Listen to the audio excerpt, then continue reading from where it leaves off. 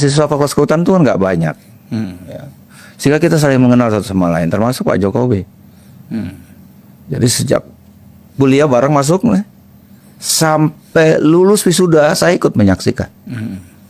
Sehingga orang di luar mau ngomong apapun, ya saya pasti nggak percaya dong. Kecuali sayanya sudah pikun gitu ya. Atau masuk angin. Gitu. Ya kan, orang gila aja kalau sayanya udah gila gitu, udah nggak waras, maka saya mungkin percaya dengan isu-isu di luar sana gitu. Nah, ini kan saya orang saksi fakta, saksi hidup yang melihat, menyaksikan, berinteraksi langsung dengan Pak Jokowi sejak masuk sampai beliau lulus sebagai sarjana Kehutanan Gajah Mada. Sehingga ini saya pastikan itu. Tidak meyakini lagi, tapi memastikan itu. Jadi yang siapa tadi Pak Sumitro itu sebagai apa ya waktu itu ya? Kan ada yang ini kan seolah-olah nama Sumitro ini kan dipakai untuk memperkuat bahwa ijazah Jokowi itu palsu kan? Kan dia itu kan bukan dekan kan? Dia dosen pembimbing skripsinya Jokowi. Sumitro itu. Ya. Jadi kan banyak orang persoalkan mengenai UOE gitu kan ya. Ya memang mungkin pada saat itu ya pakai OE juga ditandatangani, U juga ditandatangani, sebenarnya kan itu apa prinsip lah. Gak prinsip lah, itu minor lah ya, masalah minor yang menurut saya tidak prinsip lah untuk ulama baru itu kan nggak ulama baru ya. Nama saya juga di skripsi pakai TH, di ijazah nggak pakai H. Terus apa kemudian saya dibilang skripsi saya palsu gitu. Ya, itu biasalah Mas. Orang kalau mencari kesalahan orang kan gampang. Apa aja kan bisa digoreng-goreng kan? Ya, dicari-cari. Dicari-cari lah. Nah, Mas Toha, satu hal lagi yang juga berkembang di tengah-tengah media sosial kita, ya, bahwa seolah-olah transkrip nilai ijazah Jokowi itu tanpa tanda tangan. Gimana?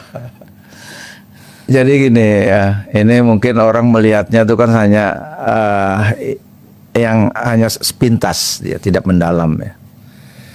Transkrip di UGM itu standar. Ya, itu ada pada saat kita lulus, ya kan, kemudian kita mau melamar kerja, itu biasanya kita minta transkrip. Yang aslinya itu ada, tantangannya oleh dekan, kemudian difotokopi dan dilaalisir sebagian. Itu pasti nggak. Jadi yang tulis tangan ini ingin saya sampaikan, saya punya dokumen saya lengkap. Jadi dari mulai KHS, ya bang. KS itu nanti ada kita terima satu lembar, kemudian file di bagian pengajaran, dan satu lembar lagi diterima oleh dosen pembimbing akademis.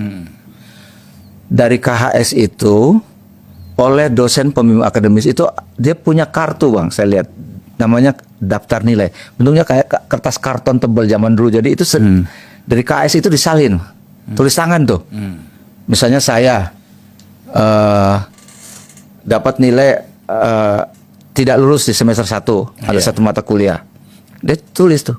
Nanti saya ngulang di semester 3, lulus, coret, diganti kayak gitu. Nah, jadi dia tulis tangan terus. Kemudian sampai ke semester 8 dia disalin tuh tulisan tangan itu, direkap gitu. Itu masih tulisan tangan juga, tapi belum ada IP-nya, IP kumulatif itu belum ada. Nah, kemudian menjelang pendadaran, gitu, menjelang sidang ujian skripsi, itu direkap rapi oleh dosen pembimbing akademis itu dan ditandatangani.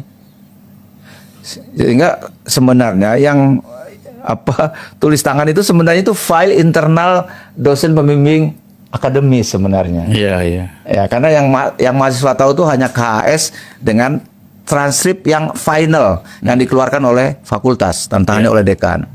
Nah, ya, jadi yang kemarin ditunjuk-tunjukin itu bukan transkrip final sebenarnya.